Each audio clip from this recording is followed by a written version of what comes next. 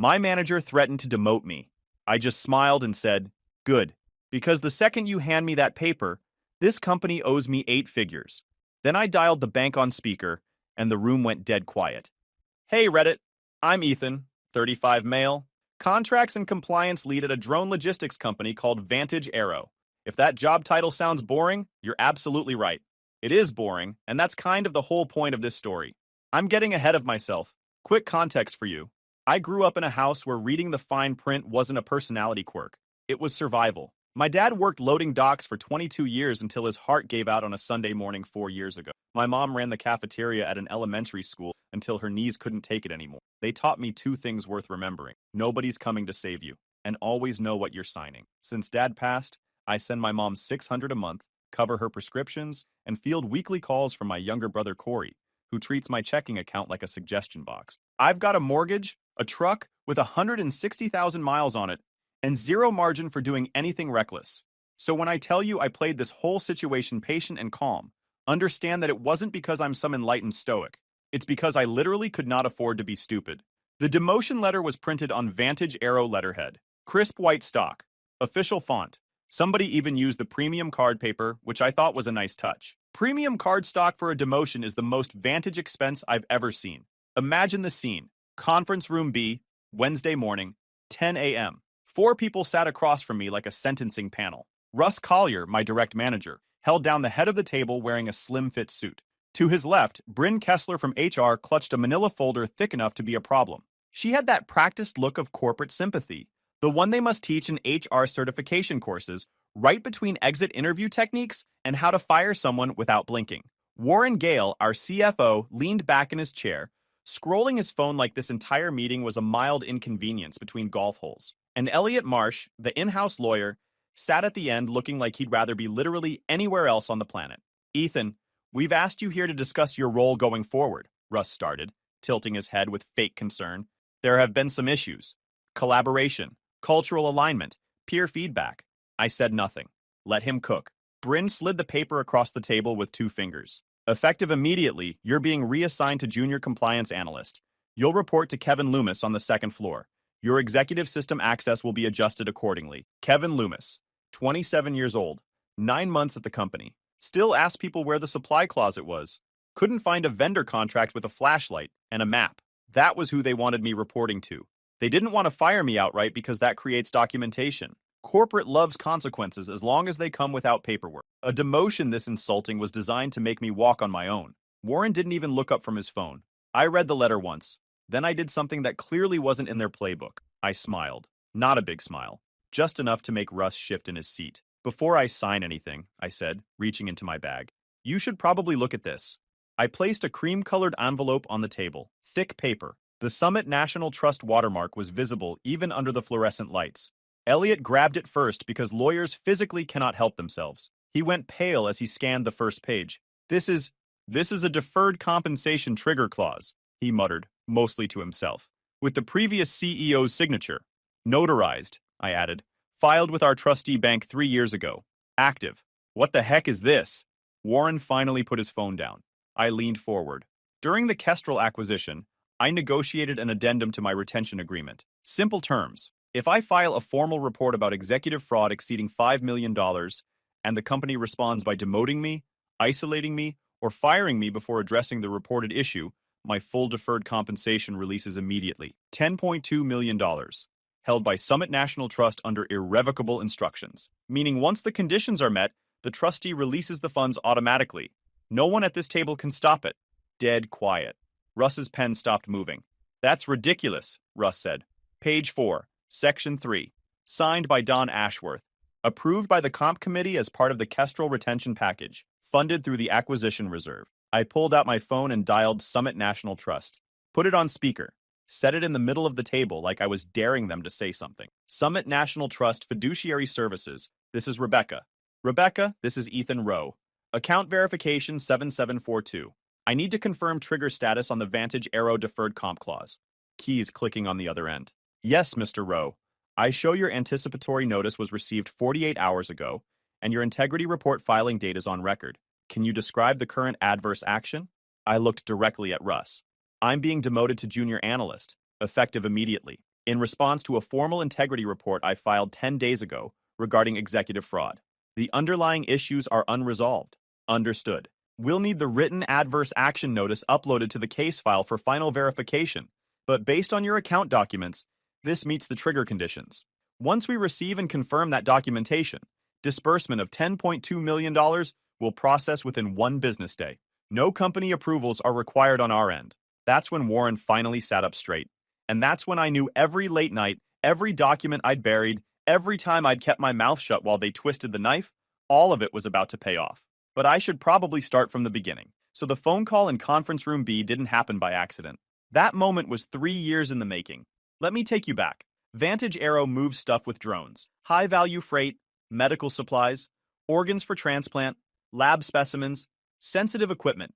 Anything where speed and chain of custody matter more than cost. We're talking about a fleet of autonomous aircraft operating under FAA Part 135 certificates, which sounds fancy but basically means the regulations are thick enough to use as a doorstop. One audit failure and the FAA grounds your fleet. Every rule has a form, and every form has a deadline that ruins someone's weekend. One insurance lapse and your liability exposure gets ugly fast. Compliance isn't a department advantage. It's the entire foundation. That's where I come in, or came in. 3 years ago, Vantage acquired a smaller outfit called Kestrel Systems to expand the Western Delivery Corridor. Standard acquisition chaos, hundreds of contracts needed harmonizing, vendor agreements, facility leases, insurance policies, pilot certifications, maintenance schedules, all of it had to be reviewed, reconciled, and integrated under one roof. I was the lead on contract migration, which meant I lived inside those documents for about 4 months straight.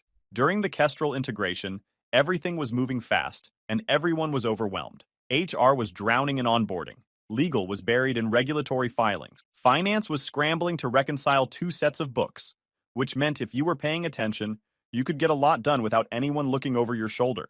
I was negotiating my promotion to senior contracts and compliance lead. Part of the deal was a standard retention package, deferred comp, vesting schedule, the usual golden handcuffs they put on anyone critical to the merger. And I was critical. I was the only person at Vantage who understood both the FAA Part 135 certificate transfer process and the full vendor contract landscape from the Kestrel side. If I walked mid-integration, the FAA filing stall, the insurance policies lapse, and the board's entire acquisition timeline falls apart. They knew it. I knew it. The retention number reflected that. But I asked for one addition. I need stronger protections, I told Margaret, the outgoing chief legal officer. She was 62 days from retirement and signing documents the way people sign birthday cards at the office. Quick, distracted, already thinking about her next vacation. Standard indemnification isn't enough? She asked without looking up. I'll be reviewing executive contracts and vendor relationships worth tens of millions. If I flag something serious and catch retaliation for it, standard protections don't cover my mortgage. She waved her hand. Draft something reasonable and send it over. Reasonable. Such a flexible word. I wrote the addendum over a single weekend. 16 drafts. I was not messing around. The core was simple, and I'll repeat it because it matters. If I filed a formal integrity report about fraud exceeding $5 million and the company responded with any adverse employment action, demotion, termination, forced reassignment, before resolving the reported issue, my entire deferred compensation would release as a lump sum. $10.2 million, held by Summit National Trust under irrevocable trustee instruction. Once triggered, the company had zero authority to stop the wire. No clawback, no cure period, no executive override. The trustee follows the instructions, period. That's what irrevocable means. Don Ashworth, the CEO, signed it in a batch with 30 other retention modifications during a board meeting that ran 40 minutes over schedule. The comp committee approved it on a Thursday afternoon. Margaret stamped it with legal's blessing. Then I did the part that actually mattered. I filed the executed documents with Summit, sent certified copies to my attorney at Qley and Brandt, locked the originals in a safety deposit box, and waited. 3 years. Patient, quiet, doing my job. That same week, Corey called. My brother has a gift for perfect, terrible timing. Hey, so I'm a little short on rent. Just like 400, maybe 5. I'll pay you back when my situation stabilizes. His situation had been stabilizing for about 6 years running. I sent 300 because that's what I could do without dipping into my emergency fund. He didn't say thank you. Just, that's it? Classic Corey. I love my brother. But the man has never met a safety net he wouldn't jump into face first. My mom called the next day. Don't be hard on your brother. He's figuring things out. She's been saying that since he was 22. He's 29 now, still figuring. The point is, I had zero margin for error. So when things got bad at work, the plan was never to flip a table. The plan was to be patient and be right. So when I noticed, almost 3 years into the job, a vendor called Ridgecrest Compliance Solutions billing us $385,000 a month for drone airframe testing and regulatory verification services, quitting wasn't in the playbook. Playing it smart was the only move. The amount wasn't crazy for that type of specialized work. What was crazy was the company itself. Incorporated in Wyoming about 3 years earlier. No website, no industry certifications. Business address was a virtual office suite in Cheyenne. And every single invoice was approved personally by Warren Gale, our CFO, like clockwork. Within hours of submission. Never delegated, never routed through the normal chain. I checked and found out why. Warren had tagged Ridgecrest as a confidential executive vendor in the AP system, a designation that bypasses the standard 3-person approval queue and routes payments straight to the CFO's desk. It's supposed to be used for sensitive legal or security consultants. Nobody in accounts payable questioned it, because nobody questions the CFO's vendor classifications when they like their job. I closed my laptop that night and stared at the ceiling for a long time, because I was pretty sure I'd just found exactly the kind of thing my addendum was designed for. So I'd stumbled onto a vendor that smelled wrong. The question was, how wrong? I spent the next 3 weeks finding out, and the answer was worse than I expected. Ridgecrest Compliance Solutions. Let me walk you through what I found, because none of this required hacking or stolen passwords or anything dramatic. Reviewing vendor agreements and payment flows was literally my job description. They just didn't like what I found. First, the invoices. $385,000 a month every month for almost 3 years. Nearly $14 million total. Each invoice used the same template, same formatting, same typo on line 4, where verification was spelled verificatin. Month after month after month. If you're going to fake invoices, at least run spell check. If you're stealing, at least proofread like you respect the craft. Second, the approvals. Every single invoice was signed off by Warren Gale personally. In normal vendor relationships, approval authority rotates or gets delegated. You have backup signers, secondary reviews. Warren never let anyone else touch Ridgecrest. He also coded the payments across 3 different cost centers: flight operations, maintenance, and regulatory affairs. That's a diffusion technique. Splitting costs across budgets is the spreadsheet version of hiding snacks in different cabinets. You split the total across multiple budgets, so no single budget owner ever sees the full picture. I leaned back in my chair that night and cracked my knuckles. 2 red flags was suspicious. But I wasn't done yet. Third, the corporate filings. This is where it got interesting. Ridgecrest was registered in Wyoming. I pulled the Secretary of State filings and found the registered agent was a firm called Harmon Legal Services in Cheyenne. That name rang a bell. I checked Warren's executive disclosure forms, the ones every officer at our level has to file annually listing outside business interests. Warren's personal investment entity, an LLC he disclosed 2 years earlier, used the same registered agent, same firm, same Cheyenne address. That's not illegal by itself. But when one company is writing the invoices and the other guy's boss is approving them without telling anyone about the connection, that's a problem. I poured another coffee and kept pulling threads. Fourth, the facility records. Ridgecrest was supposedly performing airframe testing and compliance verification at our Western hub. The invoices described detailed technical work, structural load assessments, propulsion system audits, FAA readiness inspection. It sounded very official. I pulled the site records for that facility going back 3 years. No work orders matching Ridgecrest, no visitor logs, no equipment installation permits, no badge access requests, not even a parking pass. $14 million for services that never happened at a location that never saw a single Ridgecrest employee walk through the door. Now, this is where Chuck Dempsey enters the story. And I need to tell you about Chuck because he becomes accidentally crucial later. Chuck worked the IT help desk on our floor, mid-20s, wore the same rotation of 3 graphic tees, had a desktop background of a golden retriever wearing sunglasses that he'd never once changed. The man gave off this vibe like nothing at this company could possibly matter to him less. I was having trouble pulling historical payment records from the procurement database one afternoon. System kept timing out.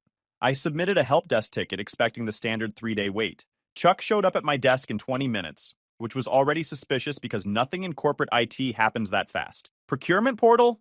He said, already typing before I could explain. Yeah, they migrated the database to a new server last weekend. Whole thing's janky now. He fixed my access issue in about 40 seconds. then spent the next 10 minutes telling me about a competitive eating circuit he was training for. Dead serious. The man had a spreadsheet tracking his hot dog consumption rates per minute. While rambling about protein loading strategies, he casually mentioned he'd given my entire floor expanded read-only reporting access to the procurement database because doing individual user permissions was, in his words, a waste of everybody's time, especially mine. Fewer tickets, he said with zero guilt. You want some trail mix? I make it myself. Yogurt raisins. I passed on the trail mix, but silently thanked God for Chuck's laziness. That broad access let me pull the complete 3-year payment history for Ridgecrest without requesting special permissions or raising any flags, courtesy of an IT guy who valued snack prep over security protocols. I spent a weekend organizing everything into a clean 30-page report. Invoices with matching metadata. Approval records showing Warren's exclusive sign-off pattern. Corporate filings showing Ridgecrest and Warren's LLC sharing the same registered agent and mailing address. Facility logs proving zero physical presence at the site where $14 million of work was supposedly performed. No guessing, no accusations, just the data and where it came from. Monday morning at 9:15, I submitted a formal code red integrity report through Vantage's proper compliance channel. That's the highest level internal alert the company has, reserved for situations involving significant financial irregularities. I sent it to the Internal Fiduciary Committee, copied the Audit Committee chair, and filed notifications with legal and HR by the book. Every page of the book. Then I went back to my desk, ate lunch at my computer like it was any other Monday, and waited for the retaliation I knew was coming. I filed the integrity report on a Monday. By Tuesday, my career was being taken apart piece by piece. First move, my access to the procurement system got revoked. Official reason, scheduled system maintenance. Funny how system maintenance only targets the one person asking questions. Interesting how that maintenance only affected my account and nobody else's on the entire floor. Second move, I was removed from the weekly leadership meeting. Reason, agenda constraints. The agenda had been the same standing format for 2 years, but apparently there was suddenly no room for the contracts and compliance lead. Third move, by Wednesday afternoon, half my direct reports were reassigned to other teams for critical project support, which is corporate code for, we're isolating you. Russ called me into his corner office that Wednesday evening. Glass walls, expensive chair, the kind of room designed to make the visitor feel small. You're making noise about things above your level, Ethan. No preamble, no small talk. Just a guy who thought intimidation was a management style. I filed a compliance report. That is my level. It's literally my job. Vendor management isn't your lane. Vendor contract compliance is the first bullet point on my job description. I can email it to you if you've forgotten. He didn't like that. His smile went cold. People who don't understand their lane tend to end up in roles where the lanes are a lot narrower. Think about where you want to be in 6 months. Thursday brought the performance coaching session with Bryn from HR. Let me set the scene. My last formal review, which was 4 months old, was exceeds expectations across every single category. Not meets expectation, exceeds. I had a company award for contract optimization sitting on my desk, but suddenly, according to Bryn's freshly manufactured file, I had collaboration deficits and cultural misalignment and something called insufficient organizational empathy, which I'm still not sure is a real thing. She put me on a 30-day performance improvement plan with goals so deliberately vague they could mean anything or nothing. Demonstrate enhanced cross-functional partnership. Exhibit alignment with organizational values. Foster a culture of constructive engagement. Goals that sound professional on paper, but are impossible to measure, which means they're impossible to meet, which was the entire point. A PIP like that isn't a performance plan. It's a pre-written termination document. HR writes those PIP goals with a thesaurus in one hand and a shovel in the other. You sign acknowledging receipt, fail the unmeasurable goals, and they fire you for cause with a clean paper trail. I documented every single thing. Phone photos of every screen with timestamps visible. Calendar records showing meetings rescheduled with 30 minutes notice to conference rooms on the opposite side of the building. The time Bryn scheduled a mandatory coaching session during my approved lunch break, and then wrote me up for being late to a 1 p.m. meeting I was never told about. My corporate card got flagged for unusual activity, despite having 0 charges on it in 6 months. My parking spot got reassigned to a new hire. Every petty move, logged and saved. I uploaded batches to Jason's secure client portal every other night. They were building their case file against me. What they didn't realize was I was building a better one against them. And then Chuck from IT accidentally handed me the whole game. Management submitted a ticket to remove my access to the executive reporting portal. Standard retaliation move. Chuck got the ticket on a Friday afternoon. Instead of removing me from the executive email distribution list, he added me to it. Wrong drop-down menu. For roughly 4 hours, every email sent to the senior leadership team landed in my inbox. My inbox filled up like someone accidentally CC'd the entire company on a panic email. Most of it was noise. Budget projections, scheduling conflicts, one surprisingly heated thread about whether the company holiday party should have a theme. But buried in that noise was a message from Russ Collier to Warren Gale, sent at 11:40 p.m. the previous night.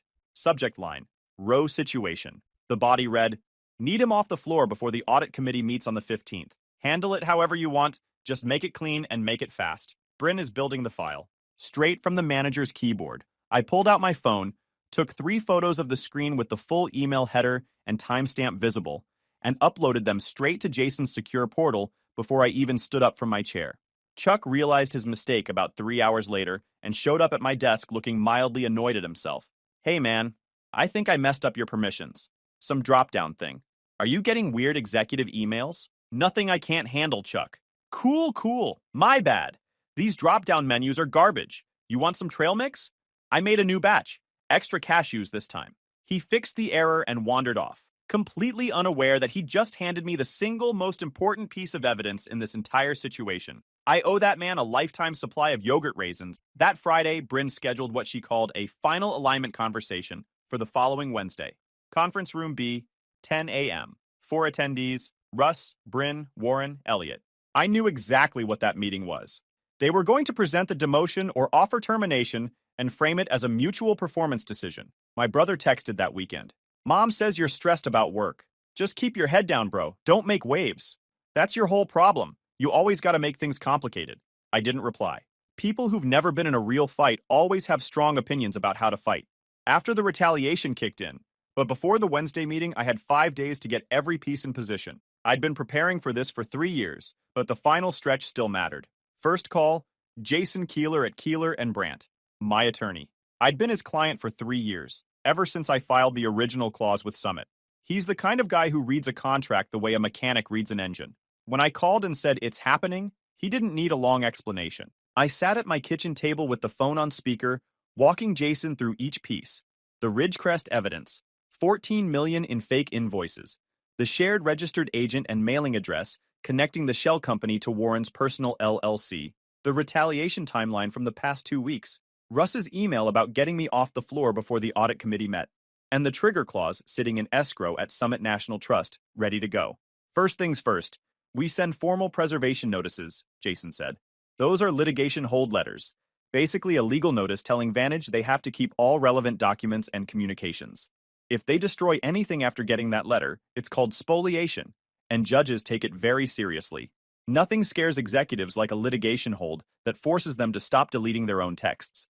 He drafted and sent the letters that afternoon. Everything I'd gathered went into his firm's secure files under attorney-client privilege. Monday of that final week, I went into the office and played defeated. Slumped shoulders, quiet voice. Stopped pushing back on anything. When Russ asked me to hand over my remaining project files, I nodded and said, of course. When Bryn sent me a condescending email about self-reflection exercises as part of my improvement plan, I replied with earnest gratitude. Thank you for the guidance, Bryn. I really do appreciate the support. Let them think I was done. I went full polite mode because politeness is invisible armor in a room full of cowards. Defeated employees don't fight back. That's what they were counting on. Tuesday, something unexpected happened. Nina Okoro from payroll stopped me in the parking garage at 7:45 a.m. before anyone else was in the building. Nina was quiet, mid-40s, had been at Vantage longer than almost anyone on the floor. She looked nervous but determined. I saw your integrity report, she said, keeping her voice low. I process executive compensation. There's something else you should know. She handed me a flash drive. Retention bonuses paid to outside consultants. Same routing patterns as your vendor payments. Same intermediary bank. Different entity names, but the structure is identical. I've been watching it for over a year. How much? Another 4 million on top of what you found. At least. I looked at her. Why are you telling me this? Because I've watched them bury things for 2 years, and I'm tired of pretending the numbers add up when they don't. I gave the flash drive to Jason that afternoon. He reviewed it and added it to the evidence file. The total was now closer to 18 million in suspicious payments, all connected to Warren Gale. Jason let out a long breath on the phone. This isn't small time. This has been going on for years across multiple companies. This is the kind of thing that gets people indicted. On Tuesday evening, Jason submitted the complete evidence package to federal authorities through proper legal channels. No drama. Just a lawyer presenting organized evidence on behalf of a client who'd been retaliated against for reporting it. Wednesday morning, I put on a clean button-down, poured coffee into a travel mug, drove to the office with the windows down because the weather was good, and I figured I should enjoy the drive since it was probably my last one to that parking garage. I'd already notified Summit National Trust that adverse employment action was imminent and to prepare for potential escrow release. Rebecca Chow confirmed receipt and readiness. Everything was set. All that was left was for Russ and his team to do exactly what I knew they were going to do. I sent one text to Jason at 9:50, meeting at 10. If I don't check in by 10:30, proceed with everything we discussed. His reply, already prepared. Go handle your business. At 9:58, I stood outside conference room B. Through the glass, I could see Russ arranging papers at the head of the table.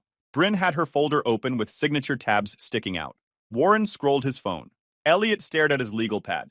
I walked in at 10 o'clock, and you already know what happened next. But let me fill in what I skipped. Back to conference room B. Where we left off, Rebecca Chow from Summit National Trust had just told a room full of executives that $10.2 million was about to leave the building. Let me tell you what happened after the silence broke. Warren moved first. He leaned across the table and grabbed my phone. Watching a CFO try to bully a trustee is like yelling at an ATM. This is Warren Gale, CFO of Vantage Aero. I'm ordering you to cancel that disbursement immediately. No funds move without my authorization. Rebecca didn't raise her voice. Sir, these are irrevocable trustee instructions, executed 3 years ago by your former CEO and approved by the board's compensation committee. The funds are held in a segregated account outside Vantage's operational control. Once trigger conditions are confirmed, we are legally obligated to process the release. The company has no standing to intervene. That's the nature of an irrevocable arrangement. Warren looked at Elliot. Elliot looked at the table. Nobody looked at me. I let that hang in the air for about 5 seconds. Then I opened my second folder. While everyone's in the same room, I said, keeping my voice flat, there's something else you should know. My attorneys at Qley and Brandt submitted a complete evidence package to federal regulators yesterday. $14 million in fraudulent vendor payments through Ridgecrest Compliance Solutions, a company sharing the same registered agent and mailing address as the CFO's personal LLC, plus an additional $4 million in retention bonuses routed through the same structure. All documented, all time-stamped, all in the hands of people who investigate wire fraud for a living. Warren's hand was shaking. Not a lot, but enough. That's defamation, Russ snapped. You can't just accuse people. I'm not accusing anyone. I filed a formal integrity report 10 days ago through Vantage's proper compliance channel. Nobody investigated. Nobody responded. Nobody even acknowledged it. Instead, you revoked my system access, put me on a fabricated performance plan, and scheduled this meeting to push me out. And I know it was Ethan Russ, because you sent Warren an email saying, get Roe off the floor before the audit committee meets. Make it clean and fast. Bryn is building the file. Russ's face went gray. How did you? Doesn't matter how. What matters is, everything is documented. The fraud, the retaliation, your own words, the timeline. It's all with my attorney, and it's all with the people who handle wire fraud investigation. Bryn hadn't said a word since I pulled out the envelope. She was sitting perfectly still with her pen frozen over her notepad. Like if she didn't move, maybe none of this was happening. Her manila folder, the one she'd spent weeks filling with fake performance notes, was still open in front of her. It looked pretty stupid now. Elliot finally spoke up. We need to stop this meeting immediately. I need to review the original clause. I need to call outside counsel. We cannot proceed with... Elliot, the clause already triggered. You had 3 years to find it in my personnel file, and you didn't. The conditions are met the moment you hand someone a demotion letter in retaliation for a fraud report. I'm uploading this letter to Summit's case file the second I walk out of here. They'll process the disbursement by end of business tomorrow. I stood up, straightened my shirt, picked up my phone from where Warren had set it down. Rebecca, thank you for your time. I'll follow up directly for wire confirmation tomorrow. Of course, Mr. Rowe. Have a good day. I ended the call and looked at each of them. Russ, who'd spent weeks orchestrating a corporate hit job and put the whole thing in writing. Bryn, who'd built a fake performance file like it was a school project. Warren, who'd been draining the company through a shell vendor for 3 years and genuinely thought nobody beneath him was paying attention. And Elliot, who was already typing on his laptop, probably figuring out how to explain to outside counsel that he'd missed a $10.2 million clause sitting in a file for 3 years. Elliot's keyboard started clacking like he was trying to type his way out of liability. "You'll be hearing from Qley and Brandt regarding release agreements," I said from the doorway. "I'd suggest the board starts asking questions about where $18 million went, because the regulators are going to." I walked out of conference room B at 10:20 a.m., 20 minutes. That's how long the whole thing took. I grabbed my bag from my desk, folded the demotion letter into my jacket pocket, picked up the orchid I'd somehow kept alive for 3 years under fluorescent lights, and walked to the elevator. Nobody said a word. In the parking garage, I sat in my truck, photographed the demotion letter front and back, and uploaded it to Summit's secure case portal from my phone. Rebecca confirmed receipt within 4 minutes. By noon, Vantage's outside law firm had filed an emergency motion to freeze the Summit disbursement. They threw everything at the wall: breach of fiduciary duty, unjust enrichment, fraudulent inducement. They even argued the clause was unconscionable, which is legal speak for we don't like it and wish it didn't exist. Jason called me at 3. The judge reviewed their motion and denied it. His reasoning was that the company cannot trigger a contractual provision through its own adverse action and then ask the court to save them from the consequences. Their words, not mine. Motion denied. I sat on my couch and exhaled for what felt like the first time in 10 days. The wire hit my account at 10:05 a.m. the next morning. Summit National Trust, $10.2 million. I stared at the confirmation screen for about 30 seconds, then closed my laptop and made coffee. The confirmation email looked boring, which is exactly what you want from a $10 million wire. The good stuff from the back of the cabinet that I'd been saving for I don't know what. Apparently, I'd been saving it for this. Things moved fast after that. Corporate fast, which means lots of conference calls, carefully worded emails, and people suddenly discovering principles they didn't have 2 weeks earlier. The board held an emergency session on Friday. I wasn't in the room, but Jason got the summary through Vantage's outside counsel, who was now very interested in being cooperative. Warren Gale was placed on immediate administrative leave pending a full investigation. Russ Collier was terminated for cause. The board cited his documented role in retaliating against a whistleblower, which apparently becomes a serious governance concern once it costs the company $10.2 million. Nothing motivates values like an unexpected 8-figure payout sitting on the balance sheet. Funny how that works. Bryn Kessler was quietly reassigned to new hire onboarding paperwork, which felt about right for someone who'd spent weeks building fake performance files. The forensic auditors came in the following week. Independent firms selected by the board, not Vantage's usual consultants. They found everything I'd documented plus another $6 million in payments I hadn't even identified, routed through 2 additional entities. Warren's operation was bigger and sloppier than anyone realized. Total exposure landed somewhere north of $20 million. Federal investigators served a search warrant at Warren's home on a Tuesday morning 2 weeks later. I didn't find out through some dramatic phone call. Jason forwarded me a 3-paragraph blurb from a regional business journal, buried below a story about a new restaurant opening downtown. Vantage Aero CFO subject of federal inquiry into financial irregularities. No cameras, no perp walk, just the slow, boring process of people actually doing their jobs once someone handed them the evidence. Elliot Marsh resigned the following week. Quietly, no announcement. One day his name was on the company directory, and the next day it wasn't. I don't know if he jumped or was pushed, but either way, the guy who missed my clause in the personnel file decided he'd rather be somewhere else. Can't really blame him. That's a rough thing to explain in your next job interview. The legal resolution between me and Vantage took about 3 weeks to finalize. I signed mutual releases with smart carve-outs. I kept the $10.2 million, obviously. I retained the right to cooperate with any federal investigation as a fact witness. And I insisted on one non-negotiable term: full whistleblower protections for Nina Okoro and for Chuck Dempsey, even though Chuck had no idea he'd helped and would probably be confused if anyone tried to explain it to him. The board agreed without pushback. They were too busy trying to survive the next earnings call to argue about protecting 2 mid-level employees. They also offered me a short consulting arrangement, 6 months, $750 an hour, helping the forensic team understand contract structures and vendor relationships, reporting directly to the board. I took it, because I wanted to make sure the cleanup actually happened and didn't get buried the second the pressure eased. First day of the consulting gig, I walked into the building with a visitor badge and sat down in conference room B. Same table, same chairs, whole different situation this time around. Nobody from the old crew was there to see it, but that was fine. I wasn't doing it for an audience. Nina texted me the day the internal announcement went out. Got promoted. Senior analyst, full protection package. Nobody around here even looks at me sideways anymore. Thank you for actually doing something. I sent back a thumbs up. Didn't need to say more than that. Corey called that following weekend. Yo, mom said something happened at your job? You okay or what?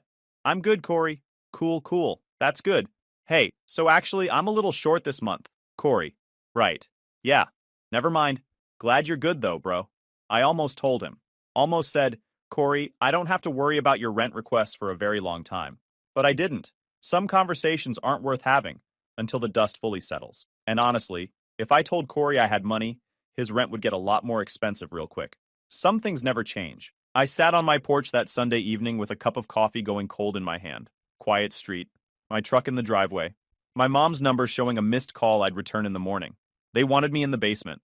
I ended up on my porch watching the wire confirmation sit in my inbox. Guys, we are so close to hit 100,000 subscribers on this channel. If you are not subscribed to the channel, please consider subscribing. It really helps hit that 100,000 mark. Thanks for making this dream come true.